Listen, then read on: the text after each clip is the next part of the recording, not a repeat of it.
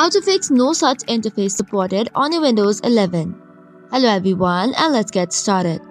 The no such support or interface supported error in Windows 11 typically occurs when there is a problem with COM components or system files.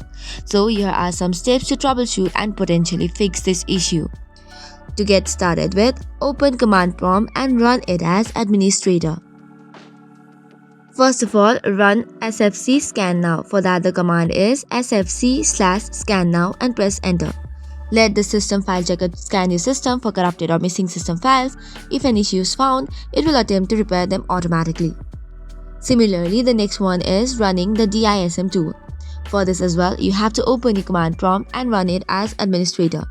Type the command dism/online/cleanup image, restore health and press enter.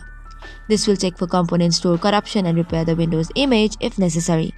It might take a while to complete, so make sure to be patient and wait.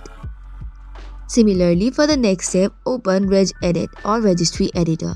For this, you can just tap on the Windows plus R tab to open the Run tab and then type in regedit.msc and hit enter.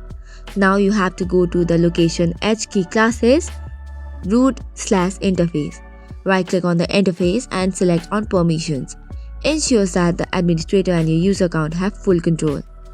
Once that is done, for the last option, you have to open your settings and Windows Update.